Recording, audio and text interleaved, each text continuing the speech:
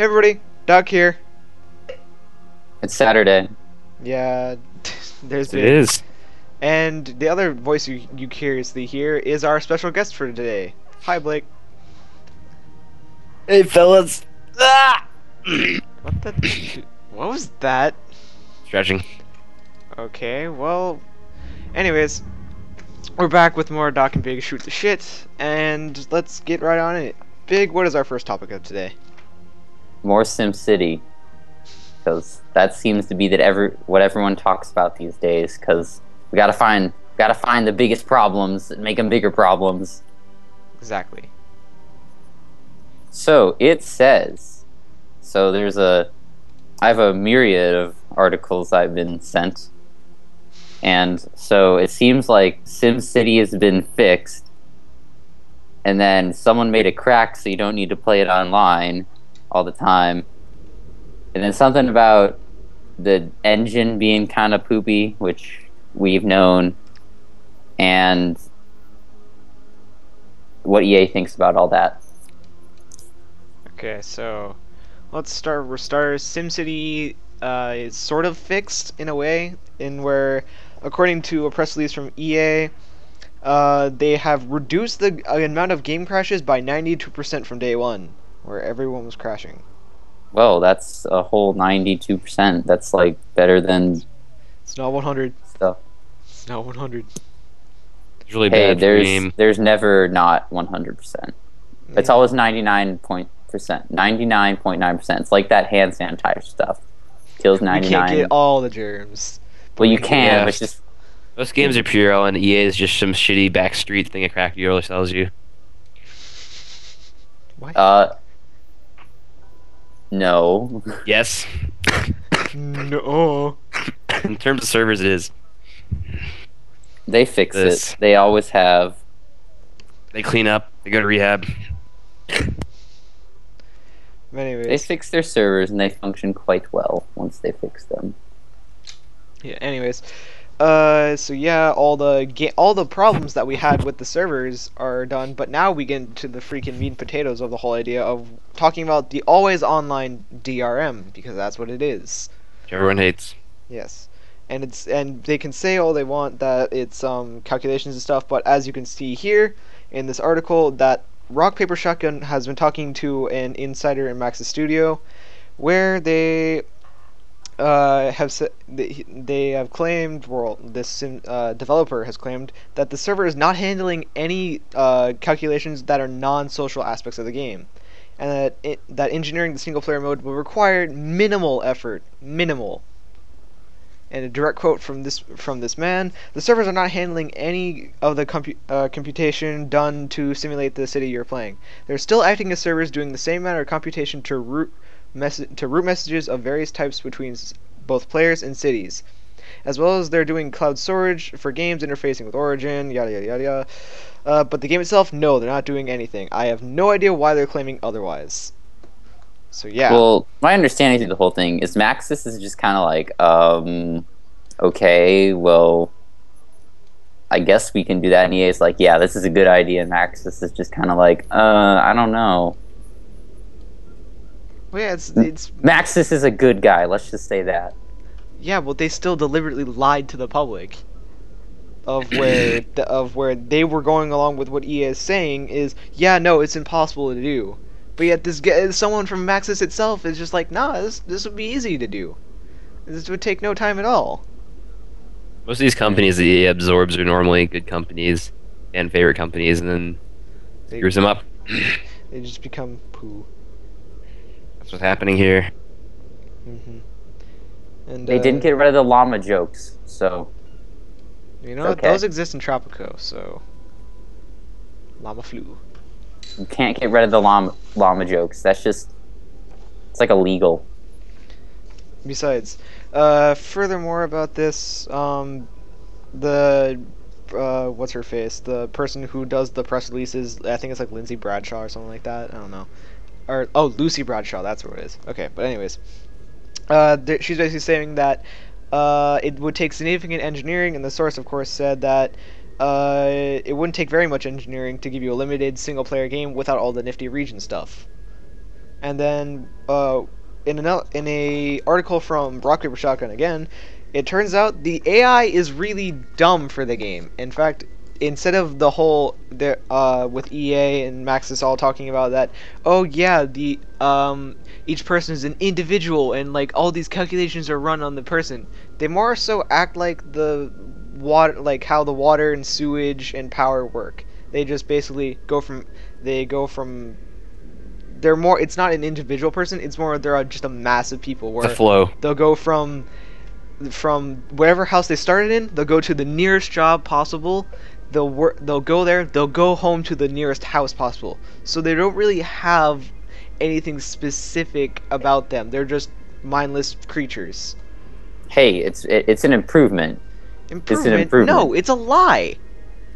Maxis Glassbox engine deliberately is a lie. lied about the whole idea that each single person was its own complicated freaking I don't person. believe in Max's defense, I don't believe they actually said that, but I could be mistaken about that. You said it yourself. That you I said said it they tracks said individual entities. I didn't say it stores unique data for all of them. Bullshit. I'm calling bullshit on this. We recorded it, you SMI. can watch it. Quick, everyone, go back. Check it now. Anyway, on to more important points. No. The most important part of them all. SimCity can be played online. I mean offline. And that outside of the city modder. boundaries. What? That's another thing that happens when you play offline. You get to go outside of the city boundaries and build freeways and. Yeah, we'll explain that. But basically, thanks to a modder from Reddit, it shows him playing a debug mode that he found in game, where he's playing offline. You can and according to him, you can edit the highways anywhere, even outside your city boundary. And even if you quit the game and log back in later, it's all safely saved on the server. This shows that highway editing will be possible, and that editing outside of the artificially small city boundaries should be very viable too. And he also found that your population count is highly fluffed. And instead, if say you had like 7,000, 18,000 people in your city, you only have about 1,000 or 2,000, 3,000. So, yeah. And that the most important thing of them all about all this is that he was able to disable the SimCity disconnection timer, and which basically after Kotaku runs some tests on that, I believe, and it's like roughly 20 minutes. You get kicked off. You get kicked off the game if you're not connected online. But he was able to turn that part off and was able to play offline efficiently. Any comments?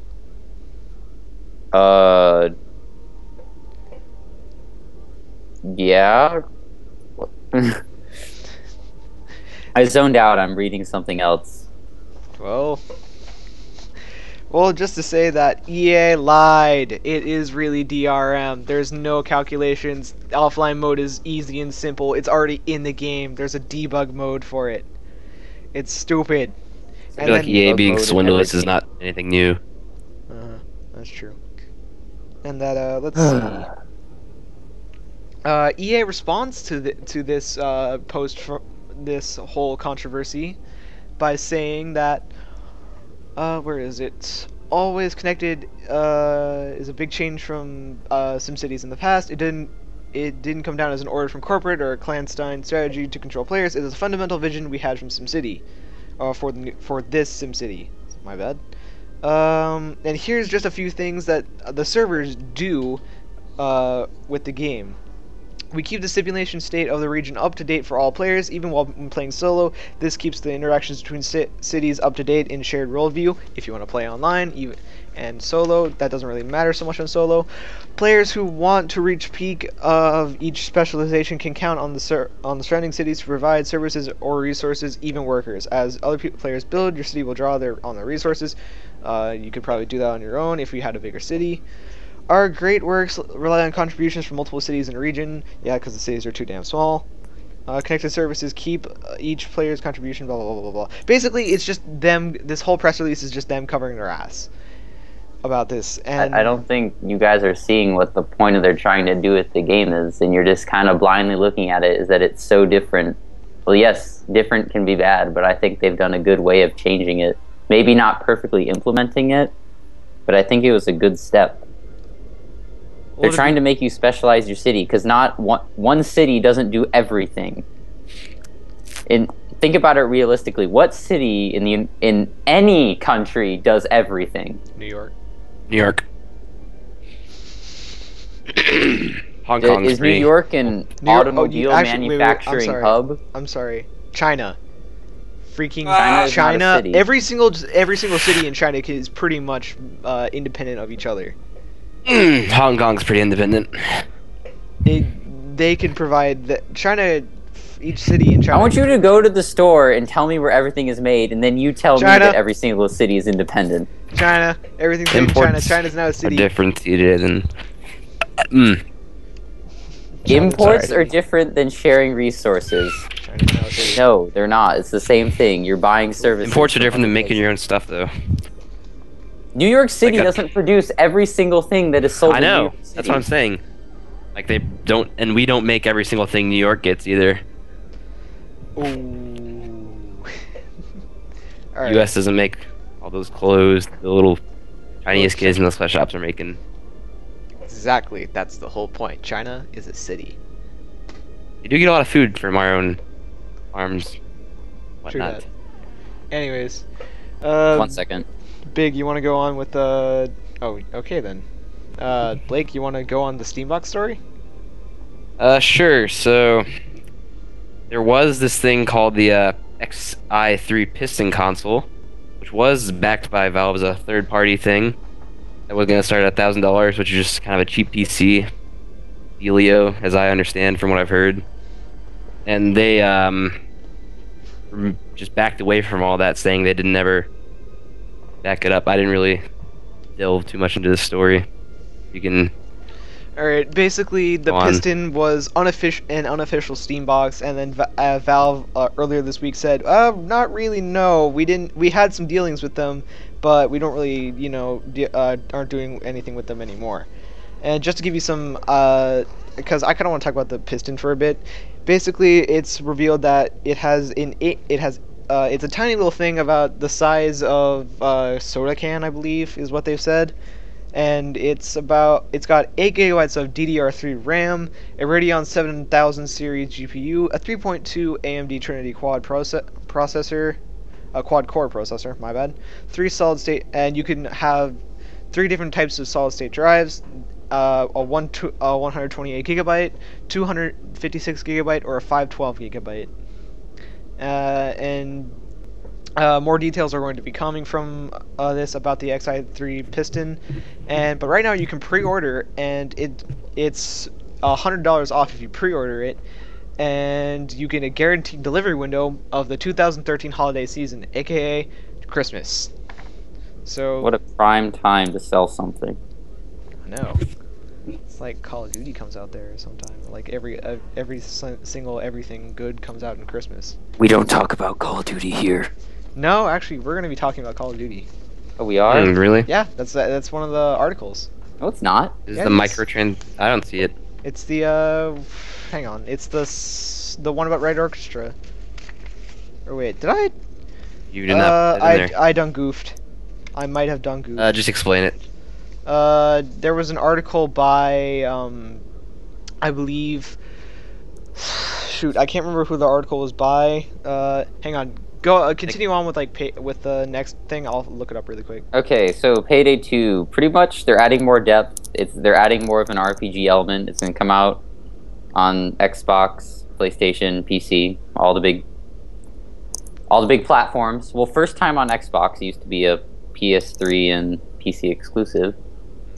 But I like what they're doing with it. Instead of just kind of going in, do the mission, you're done. You actually have to do preparation, and there's different ways of finishing each job, and you have to actually get rid of the stuff that you steal, so you're not just yay, you're done. And the money also serves a purpose now, so you can buy new gear, upgrade your gear, and there are 4 specializations: the Mastermind, Enforcer, Ghost, and Technician. So pretty similar to the old ones, and you just kind of go down those, and they're skill trees and stuff.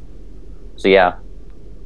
Yeah, and I do like what they're doing with the loot that you're going to be getting from the missions. That kind of does tie into the RPG element of it, getting loot, and having to actually spend your money on stuff, not just having it being a replacement for XP leveling Yeah, guy. and it says like every job there's gonna be like a big loot. There'll be like one little like looting thing at the end where it's like special stuff that is unique to that job, Mhm. which is cool. It's gonna have a lot more depth than Payday did. Probably a lot more replayability too. If there's gonna be a loot system. I'm totally down for this. I'm actually really excited about it. To But be yeah, it says honest. there are dynamic scenarios, so like you can do it one way, but then you'll like be like, hey, we could do it this way and get it done faster. And you can be a lot more indirect about it now. You don't just run in, start the heist. You can be a bit more sneaky or a bit more blunt, I guess. So you're more on your own path, which I like. It's not as scripted. And so I actually did just find that article, and it is an article where PC Gamer went to talk to Tripwire Games, or yeah, it's the developer for Killing Floor and the Red Orchestra games. Oh, it's Tripwire Interactive. That's what it's called. Okay, and basically they talked with the president, John Gibson, and and one of his main points was that Call of Duty has almost ruined a generation of shooting players.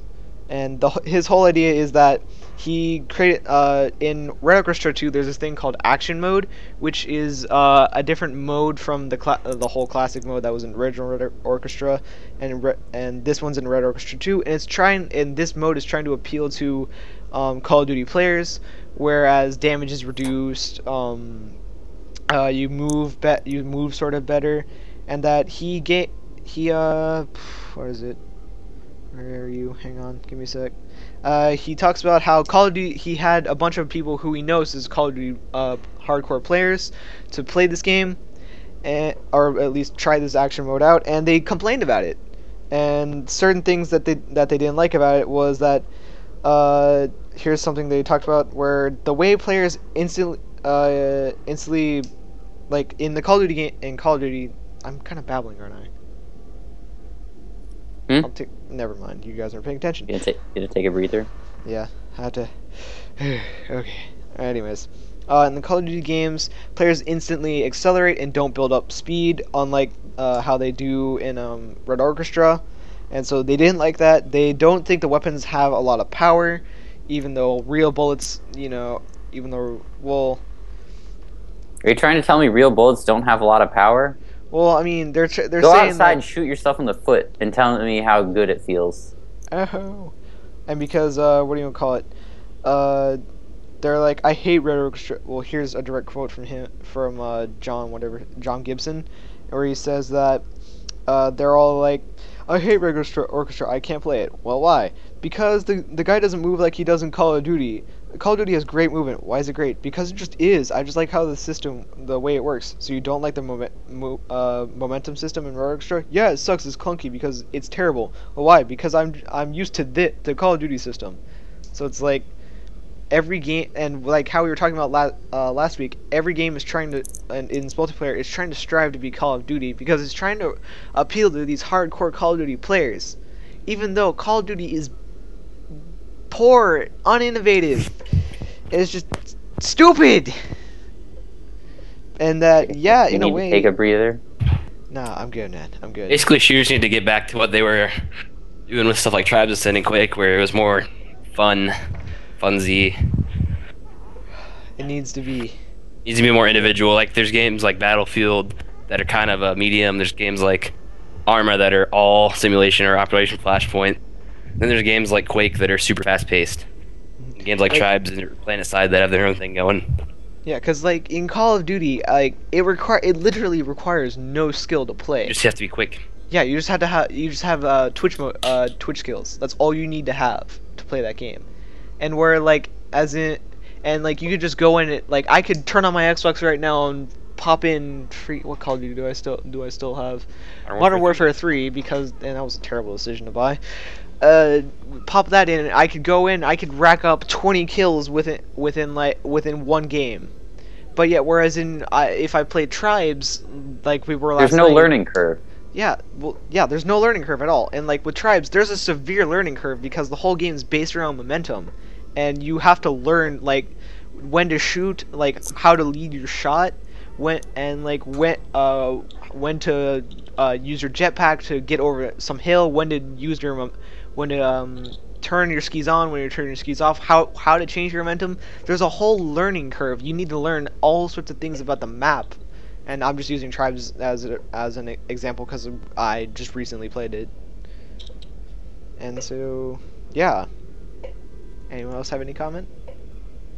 Yeah, basically Call of Duty's gonna boil down to being full. Like they're just starting to introduce microtransactions from something I read about, where you're gonna be able to edit your guy to have different looks or new gun camos or more classes, and eventually it's just gonna boil down to someone buying everything in the game. I think will devolve to that.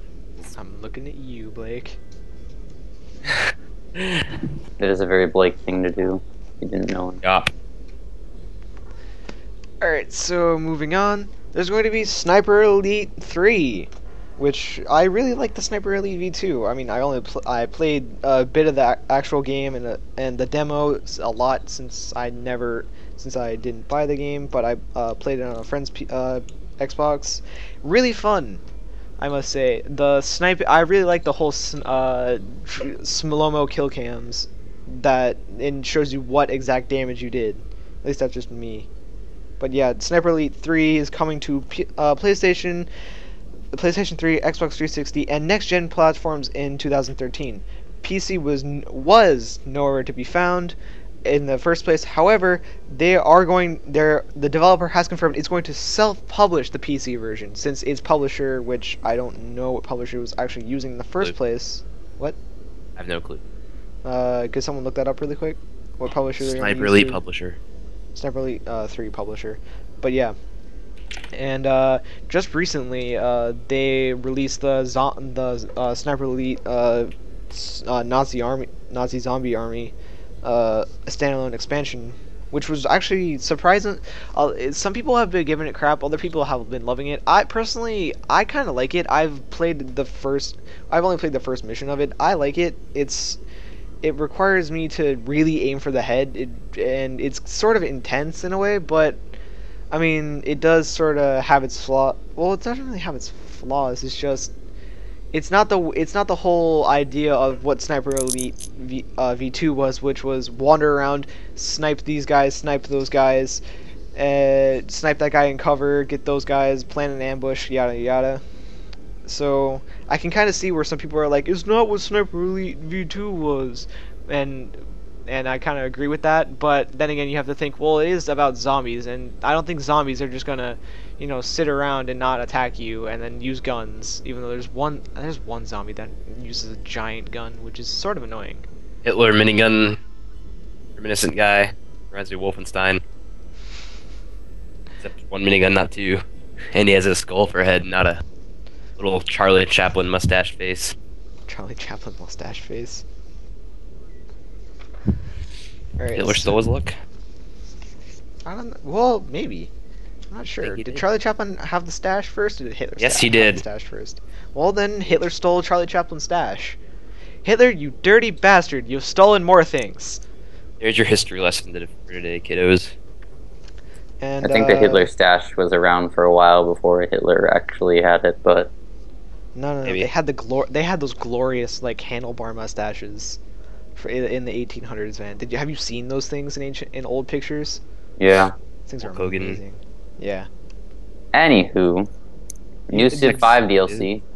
Woo! Hmm? They're adding Poland, which is already a mod, so they're just putting a mod into the game, which is Not a bad thing. Dumb. Well, and by the way, it's called Brave New World. Just so y'all know. Anyone gonna talk about this? Because I don't feel like talking about it. Well, well, really. from what I'm reading, they're just taking a mod that already exists and making it part of the game, which is kind of, I don't know, a sad and excuse it's gonna for cost DLC. you $30. Basically, they're changing culture and diplomacy. They're adding a World Congress, which allows you to create and vote on resolutions in the game. You can do international trading, which is something I would really like if I'm playing with a friend and really would kind of want to increase my monies and increase his money so we can conquer the world. There's culture victory, which is sort of different than the cultural. The whole creating the utopia thing. Utopia Project. Yeah, it's different than creating the Utopia Project. From what I can tell, is where you can spread your culture far and wide. You can use great writers, artists, and musicians to create masterpieces that will improve your dominance in the arts. You can have archaeologists investigate ancient battlegrounds and ruined cities for rare artifacts, which seems really cool, to be honest. Having archaeologists do something like that, like that would be really So neat. they're Like, just adding more non-combat victories, is what it is, which is Basically, nice. 'Cause, like, you globalization know, victory, the new one. Hmm? Globalize your culture. which would be awesome. It's like, hey everyone, follow this culture. Let's do some. Hey, everyone, blue 1984 jeans and stuff Michael up in Jackson, here. go! Woo! Hmm. And yeah, that's games that are coming out this week. Whoa! We gotta talk about a big one. What? Which one? Battlefield DLC. Oh, I forgot about that. My bad. Yeah, so- Another. I'll do It's this. a- The new Battlefield DLC basically adds 2 new game modes: Air Assault, Air Conquest, which is basically just a Air 3 flag, Air Superiority, which is just Air Conquest. 3 flags laid out horizontally, and a bunch of people in fighter jets flying around like maniacs trying to capture them. And then there's Capture the Flag, which is a lot more fun, where it's just basic capture the flag, really, where you have to have your flag, your other team's flag, and your flag, and then you'll capture it. And Maybe it it's ends just up, me, but it seems that people in Capture the Flag are really stupid. it does, and it ends up a lot just having the other team's flag in your base, and both of you just getting into a standstill. There's a time limit, so that doesn't happen for too long. And the motorcycles do play actually a good role in this, unlike the ATVs did in Armored Kill. Motorcycles can jump over stuff when you go doing wheelies. I like the Not ATVs. many. I can make an ATV jump over like half the map. Not like you Not- can with these motorcycles. These motorcycles have a lot less weight. It They're like seems. rabbits with wheels. The ATV was really light and easy to use. To be honest, This one's easier. maybe you guys just didn't know how to ATV correctly. Maybe you No. just didn't. Maybe you haven't played the new DLC and don't know Right. what you're talking Maybe about. I haven't, and I haven't, and I don't, and I'm not going to be able to for a while. Probably. Why not? Because I'm not using my Xbox right now. Why It's just not? sitting here. I'll explain more about that later. But yeah. So releases this week. There's only one big release that we're gonna talk about, which is Gears of War Judgment. It's the whole thing where it's like, oh hey, we're back in the not Civil War. What was the war called again? The war with the Locust or something? Not a Gears I don't know, player. but it's set before Gears. Yes, you played Gears 3. It was set before Gears 1, and it's all about, instead of Dom and what's his face Marcus, it's gonna be all about Cole and Baird. Woo! Just cool. I don't like Baird, but Cole's cool. But it's gonna be all about them, and they like how they got betrayed or something like that. I don't know. I haven't been following this game too much. It's pretty much the only It's being thing released. went out. Yeah, well, I mean, there was the Crudes video game for like Wii U, and Need for Speed Wanted is coming for the Wii U for some New reason. StarCraft expansion was actually recently released. Oh, I forgot Speed. about that. Heart of the March Storm. 12th, Yeah, Heart of the Swarm was alongside released. Sniper Ghost Warrior 2 and God of War. All those games were released. So You guys wanna want to talk about any any of of those? those? Oh, hey. Heart of the Swarm, doesn't it just make the Zerg better? Yeah, and it does a good job of it. Awesome. I think Blizzard So- does everything good with StarCraft. towers. What? What? Anyways, Sniper Elite 2. You guys played Sniper Elite. No, Sniper Sniper Ghost Warrior. Sniper Ghost Warrior, that's what it is. Okay. You Yeah, a guys little played the bit. first one, right? DJ played more.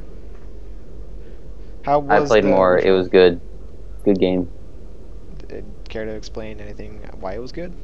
It just, Was. I don't know. I feel like it's underestimated compared to Sniper Elite.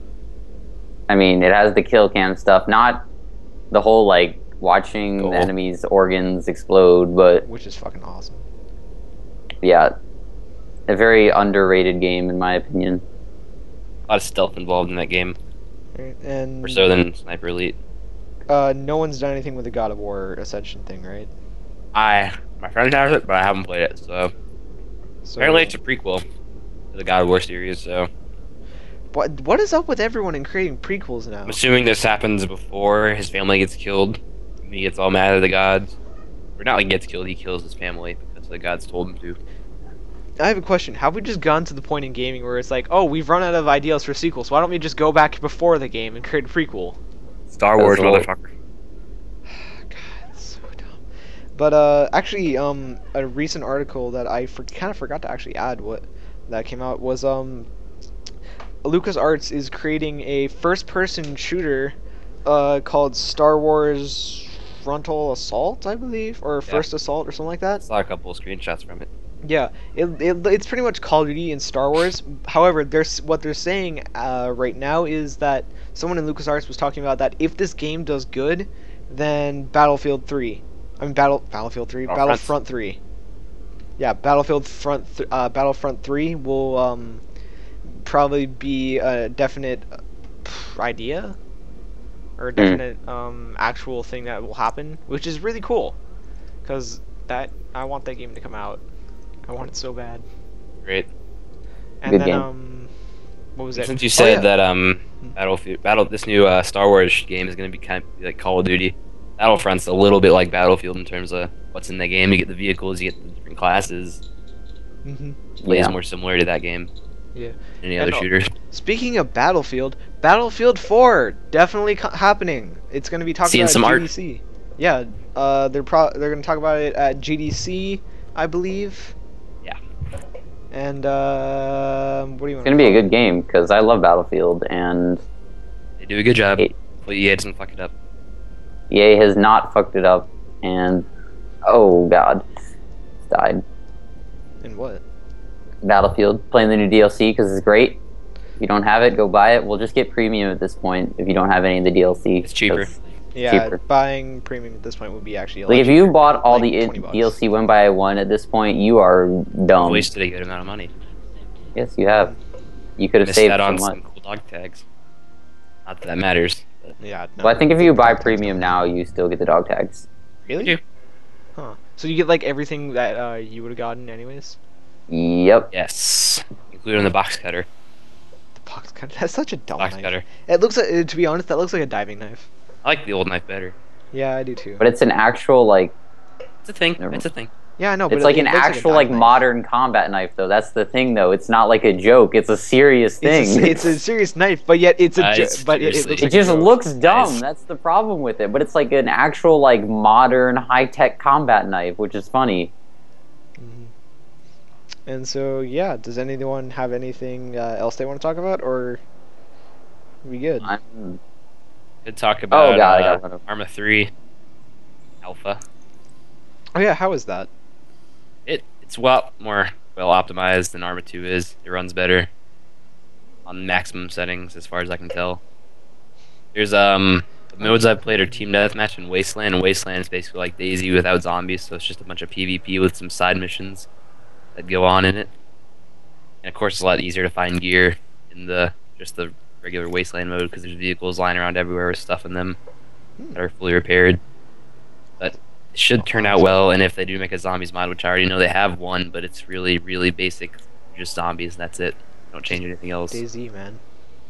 There's gonna be the So- DayZ standalone, which I cannot wait for because it'll be awesome. I hope they get up to par with the Arma 3 graphics in the days. So it's gonna run off a variant of the Arma 2 engine. No, it's a variant of the World of Helicopters, I believe.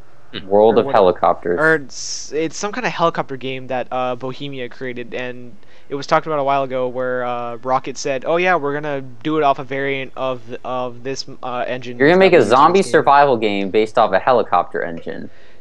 It's just the engine. It's not the actual. It's Still though, it's a flight simulator engine. it's a heavily modified variant of it. That is the dumbest thing I've heard all week. It's more so they're gonna use the graphics for the engine for the graphics more than anything else. Our And viewer maybe how the detailed server graphics, work, and maybe how the servers work. from what I've Because seen so the game far. is all server based at this point, according to Rocket. Yeah. So yeah, if that's, I'm pretty sure we're out of stuff to talk about, right, guys? We have drained the barrel of ideas. Oh well, we'll probably have a lot more to Barrels talk never about next drain. weekend. What? Banana? What? Well, alrighty then. This Yeah. has been Doc here, And big. And Blake. and we'll see you Happy guys next Saturday. time. Yeah, woohoo, bye. Also, I'm Adios, uploading this muchachos. probably the same day because I won't have time to upload it tomorrow. So bye. Where's my stop Bye. recording button? There it is. Au revoir. Bye. Adios.